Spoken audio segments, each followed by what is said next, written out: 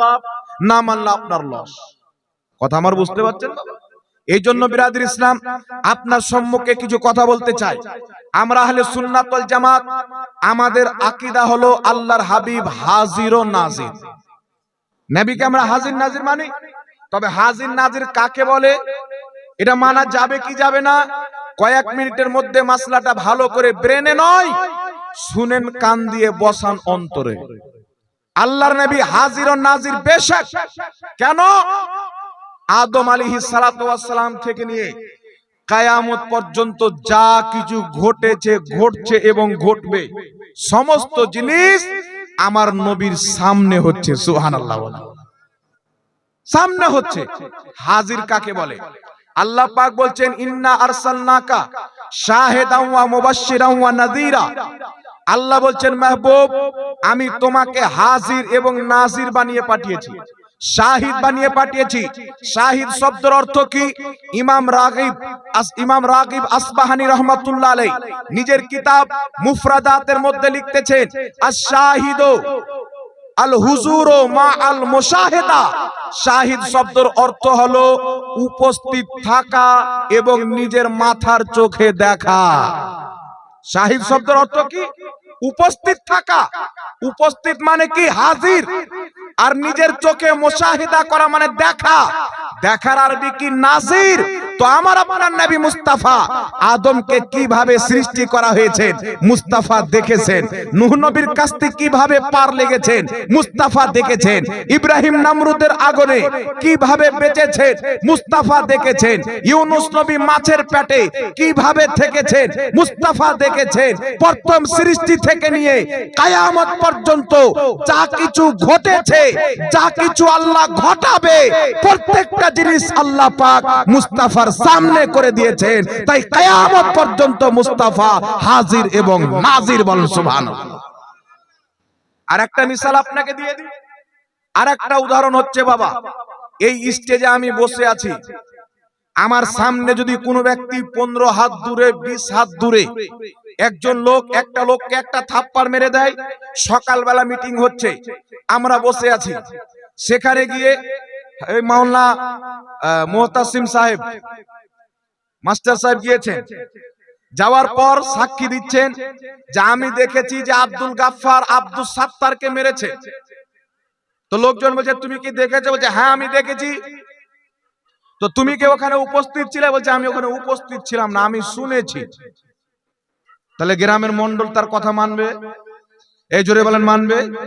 মানবে না, কারণ শুনেছেন, উপস্থিত ছিলেন। আরেকজন ব্যক্তি চলে গেছেন, মাওলানা হেসামউদ্দিন, যাওয়ার পরে বলছেন যে আমি সাক্ষী দিচ্ছি আব্দুর রহমান আব্দুল গাফফারকে মেরেছেন। গ্রামের লোক বলছে, তুমি কি দেখেছো? বলছে, হ্যাঁ দেখেছি। তুমি ওখানে ছিলে? বলছে, ছিলাম না, দূর থেকে দেখেছি।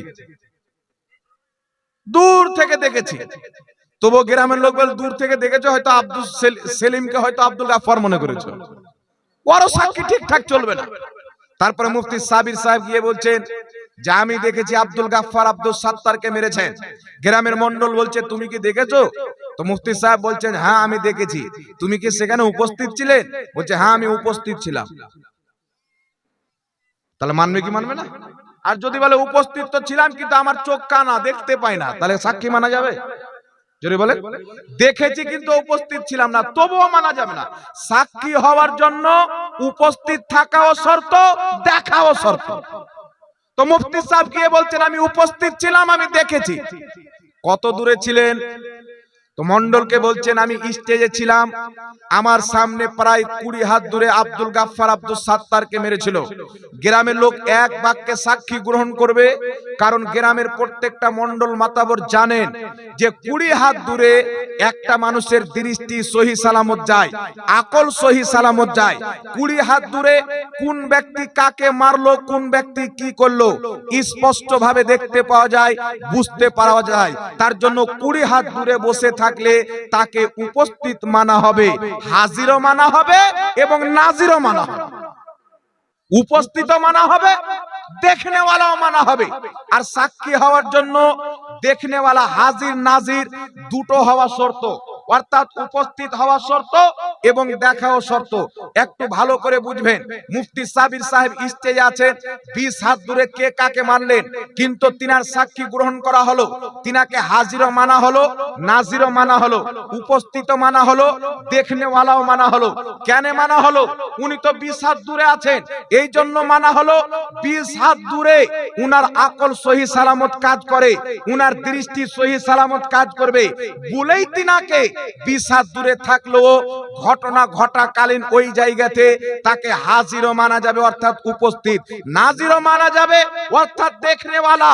অনুরূপ ভাবে মুহাম্মদ রাসূলুল্লাহ আজ থেকে 1450 বছর পূর্বে মদিনাতুল মুনাওয়ারায় নিজের রওজাতুল মুবারকে জাগ্রত অবস্থায় আছেন।